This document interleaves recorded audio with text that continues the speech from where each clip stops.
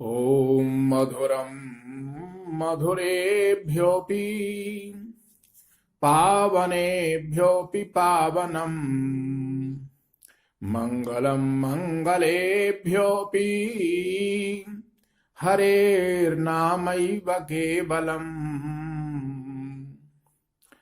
आब्रह्मस्तम्भपर्यन्तम् सर्वं मायामयं जगत् सत्यं सत्यं पुनः सत्यं हरेर्नामैव केवलम् हरेर्नामैव केवलम्। श्रीनाथमेकमधुना पुरुषं महान्तम् श्रीनाथमेकमधुना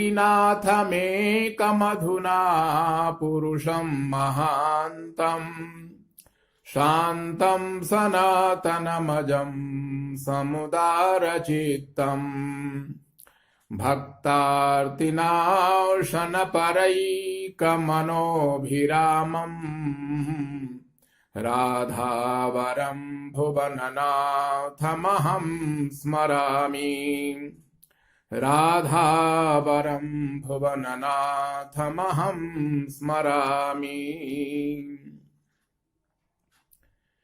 ई-कक्षा माध्यमेन अध्ययनरतानां समेषां छात्राणाम् अहं डॉक्टर हरस्वरूप वासिष्ठः प्रिंसिपल गवर्नमेंट संस्कृत कॉलेज नाथद्वारातः भवतां समेषां हार्दिकम् अभिनंदनं हार्दिकं स्वागतं व्याहरामि।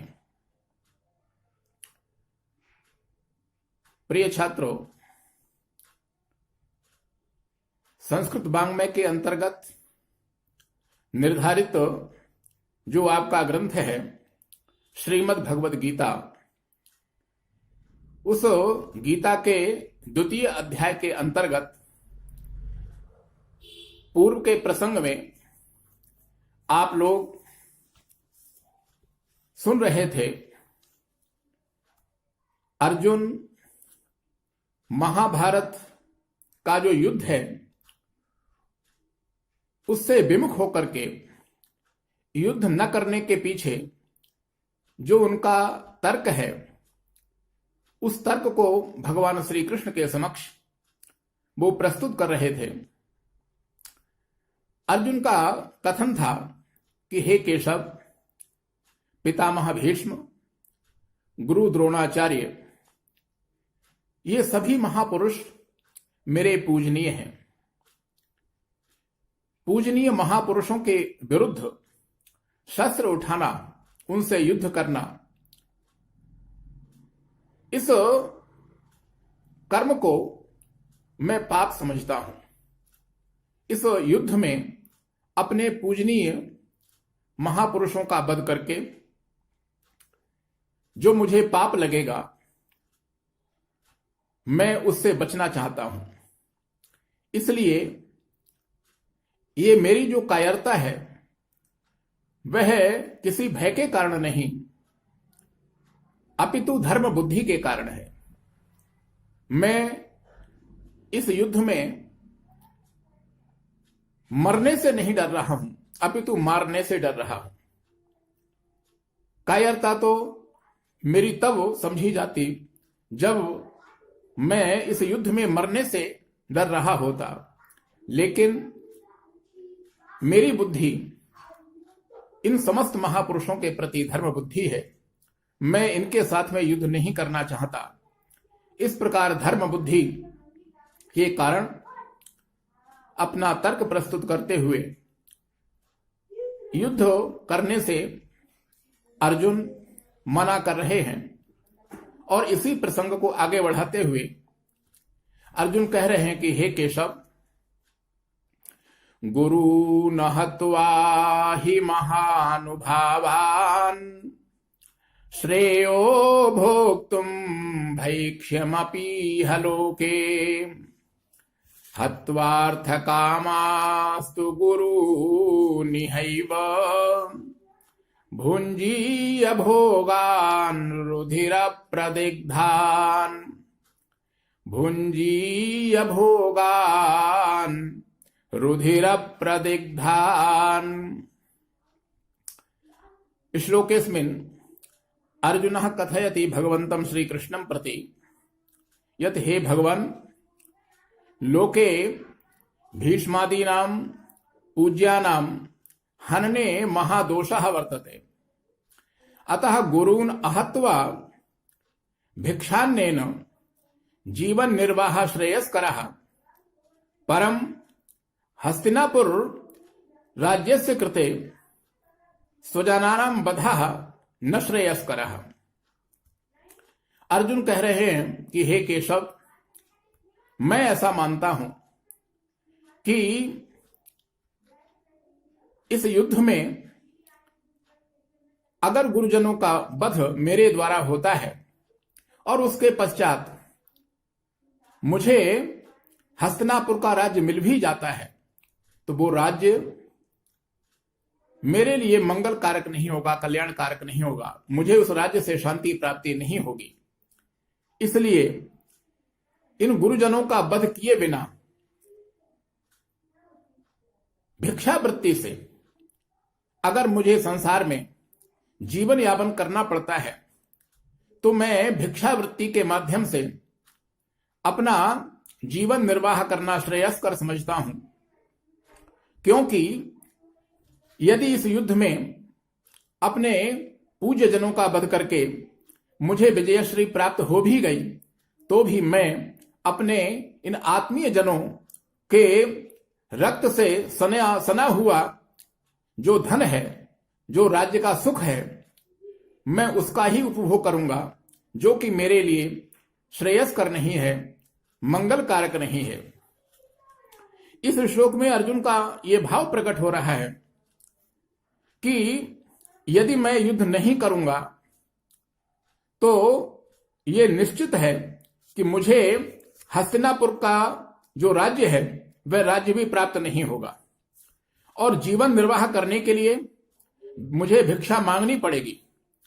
जबकि क्षत्रिय के लिए भिक्षावृत्ति शास्त्रों में निषिद्ध है और भिक्षावृत्ति से संसार में मेरी निंदा भी होगी। फिर भी हे केशव, अपने आत्मीय जनों का, अपने गुरुजनों का वध करने की अपेक्षा मैं भिक्षावृत्ति के माध्यम से जीवन निर्वाह करना श्रेष्ठ समझता हूं। और यदि मैं युद्ध करता हूं तो मैं अपने गुरुजनों के रक्त से सने हुए जिस राज्य सुख को भोगूंगा, उस राज्य सुख से मुझे अपने जीवन में शांति प्राप्ति नहीं होगी, मुझे सुख का अनुभव नहीं होगा, मुझे किसी प्रकार का सुख अनुभव हो, शांति का अनुभव हो, ऐसा मैं नहीं समझता हूं। आगे अर्जुन कह रहे हैं कि हे केशव, न चैतद् विद्मः कतरन्नो गरीयो यद् वा जयेम यदि वा नो जयेयुः यानेव हत्वा न जिजीविषामः तेव स्थिता प्रमुखे धार्तराष्ट्राः।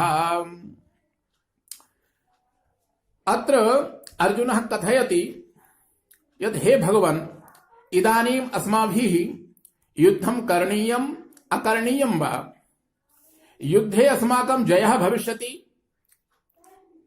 आहुस्सित पराजयः इति वयं न विजानीमः। परम् एतत् सत्यं यत् यानेव हत्वा न जिजीविषामः वयं ते धार्तराष्ट्राः इदानीम् अस्माकं सम्मुखे अवस्थिताः वर्तन्ते। अर्जुन कह रहे हैं कि हे भगवान, इस समय दो पक्ष हैं। एक पक्ष तो यह है मेरा कि मैं युद्ध नहीं करना चाहता, मैं पाप से बचना चाहता हूं। दूसरा पक्ष है आपका कि मैं क्षत्रिय हूं और क्षत्रिय को अपने युद्ध से, धर्म युद्ध से कभी भी विमुख नहीं होना चाहिए। तो ये जो दो पक्ष हैं, इन दोनों पक्षों में मेरे लिए श्रेयस्कर पक्ष कौन सा है मैं नहीं समझ पा रहा हूं। कतरन्नो गरीयः, ये जो दोनों पक्ष हैं, युद्ध करना अथवा युद्ध नहीं करना, इन दोनों पक्षों में कौन सा पक्ष मेरे लिए श्रेयस्कर है मैं नहीं जानता। दूसरी बात, इस युद्ध में हम इनको जीतेंगे अथवा ये हमको जीतेंगे, हमें विजयश्री प्राप्त होगी अथवा पराजय प्राप्त होगी, ये बात भी हम लोग नहीं जानते। लेकिन मैं एक बात अवश्य जानता हूं केशव, कि यानेव हत्वा न जिजीविषामः, जिनको मारकर हम कभी जीवित नहीं रह सकते, राज्य का सुख भोगना तो बहुत दूर की बात है, जिनको मार करके हम कभी अपने जीवन की कल्पना नहीं कर सकते, आज वही धृतराष्ट्र के जो पुत्र हैं, आज वो इस युद्ध में हमारे सम्मुख खड़े हुए हैं। अर्जुन यहां पर किंकर्तव्य विमूढ़ हो रहे हैं, वह ये निर्णय नहीं कर पा रहे हैं कि मेरे लिए उचित मार्ग क्या है। अर्जुन जब अपने कर्तव्य का निर्णय नहीं कर सके, तब व्याकुलता पूर्वक भगवान श्री कृष्ण से प्रार्थना करते हुए कहने लगे कि हे केशव, कार्पण्य दोषोपहता स्वभावः पृच्छामि त्वां धर्म सम्मूढचेताः यच्छ्रेयः स्यान्निश्चितं ब्रूहि तन्मे शिष्यस्तेऽहं साधि मां त्वां प्रपन्नम्। अस्मिन् श्लोके कर्तव्य विषये किं कर्तव्य विमूढ़ अर्जुनः भगवन्तं श्रीकृष्णं प्रति कथयति यत् हे भगवान्, इदानीं मत्कृते यत् श्रेयस्करं स्यात् तत् ब्रूहि।